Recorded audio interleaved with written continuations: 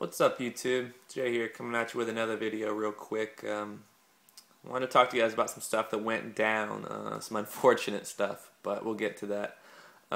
First thing you can see is you're looking at my 20 long, and one thing you'll notice right away is that the substrate is all gone out of this tank. I noticed yesterday that I had this film on the top of my water. It's kind of a protein, oily looking kind of just skim right on the top, and I tried a bunch of stuff to get it off. I tried the paper towel method where you just lay it on top of the water and it's supposed to suck up the oil real quick. Tried to skim it off with a net. I just tried a bunch of different things. Tried to do a water change. Nothing really helped to get it off. So I don't know what happened. It just got kind of dirty really quick. And then I looked at my gravel, and my gravel was just full of debris, and it was just really gross. So I took it all out, and then I did a 90% water change. So pretty much all of the water in here is brand new water. The filter is still the same, so it's still got enough beneficial bacteria to avoid an ammonia spike or something like that. But anyways, as you can see, there's no substrate anymore. It's just that starboard, the thing with the black high density polyurethane I was using in my salt water. We'll get to that in a minute, but the fish honestly don't care. I mean, my koi are chilling back there. They sit on the bottom regardless of what they're sitting on, so this actually might help them a little bit find food. I'm pretty sure that's the culprit for why my gravel is always so dirty, is because koris, they don't eat pellet food. You have to feed them sinking food. If you feed them sinking pellets, once every couple of days, and they don't eat it all, it just kind of sits in the substrate and, just deteriorates and, decays, and just leads to overall poor water quality, I think. So this actually might help me a little bit. I'll probably put some more gravel in here eventually. I just didn't have any on hand when it was getting dirty, so I decided to take it all out. What I'm going to do is I put a power head back here. You can't really see it when the wood's blocking it, but I put that right here, and I'm just going to turn it on periodically.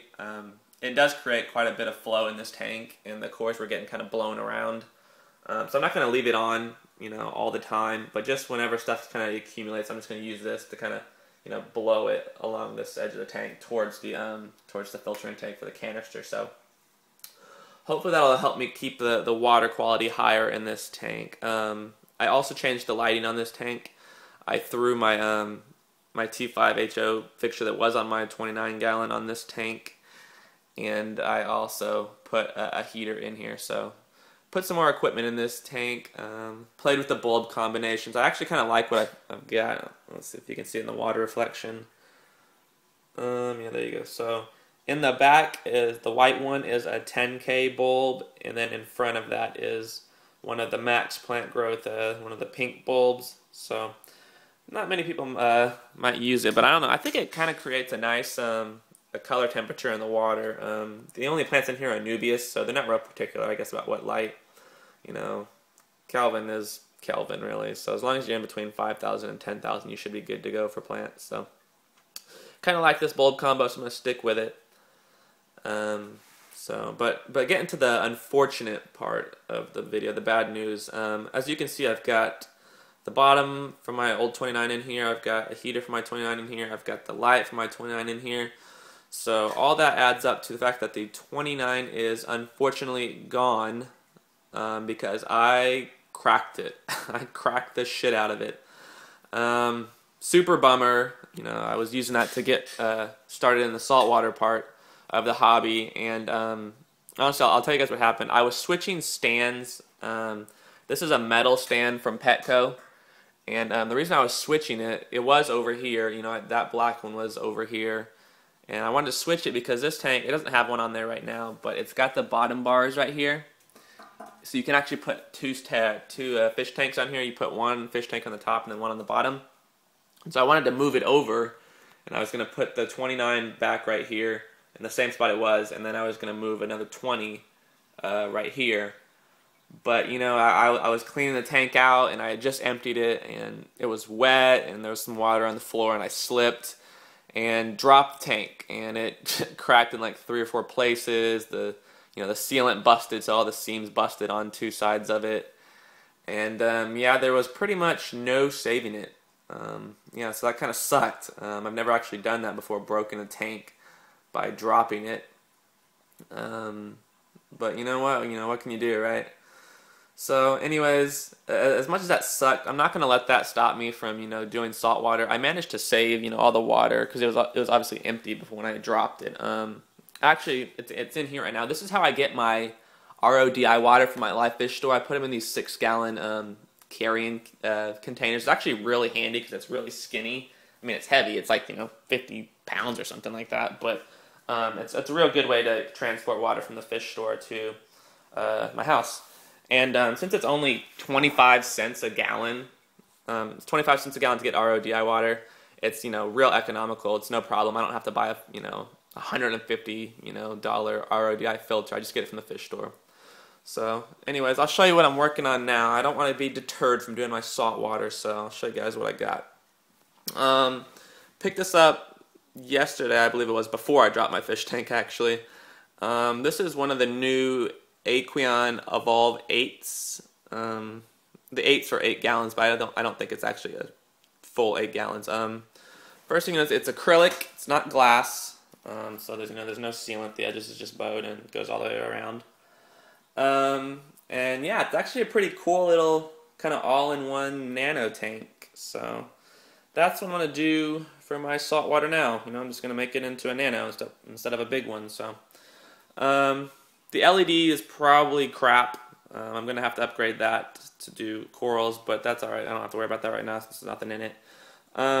It does have a nice lid on it. That's one thing I was dealing with on the 29 when it was up and running, is a lot of evaporation, and it's fine if freshwater evaporates, just pour more in, but when saltwater evaporates, the salinity keeps going up and up, so you keep having to top it off with RO water. And it was just it was kind of a daily thing, which wasn't too bad, but this should help limit the evaporation.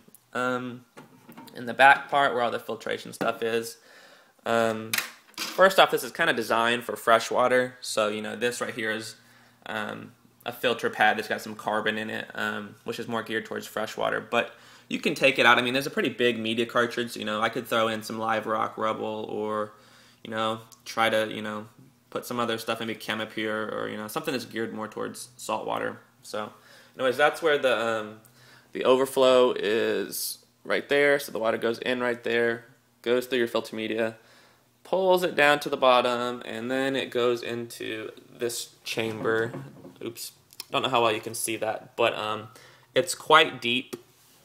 So you can throw a heater back here. I'm going to put my heater in the back right here, so you can't really see it in the display part of the tank. That's cool.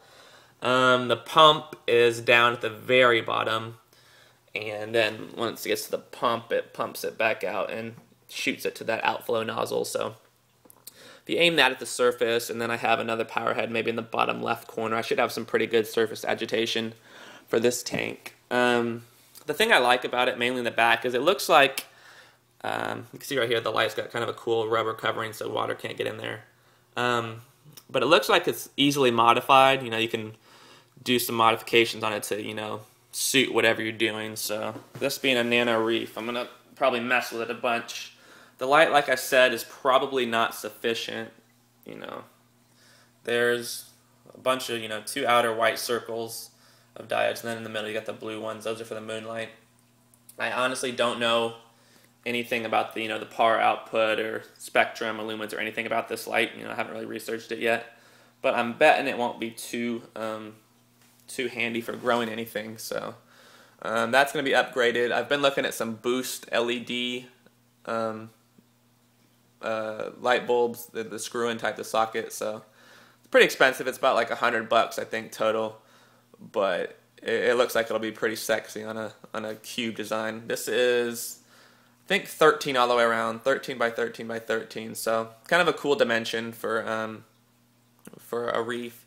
So basically, I am gonna try sand in this one. That's another thing when I was looking at this one, or when it was the 29, is I wasn't liking the bare bottom as much as I thought I would. Just look kind of, I don't know, out of place. And I think I just kind of expected in my mind the look of sand, even though that was unrealistic. So I am going to put some sand in here, not sure yet, and then I'm just going to have kind of one, kind of central, rock formation of live rock, and then we'll have the PAR, LED, PAR 30 LED bulb, kind of aiming straight down. So Anyway, this video is running kind of long. Just kind of want to share with you guys what's going on. So, recap: the 20 long is moved over here because I dropped my 29 gallon and broke it. No substrate in there right now, but I'll probably put some eventually.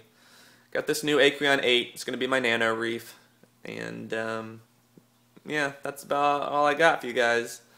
As always, I really appreciate everybody that watches my videos, comments, subscribes. I've actually kind of got quite a few new subscribers lately, you know, kind of more than I normally get in a brief period of time, so that's pretty awesome. I really appreciate, you know, everybody that watches my videos. I think it's really cool. So anyways, I'm going to cut this video off and go watch some Olympics. So go Team USA. See you guys.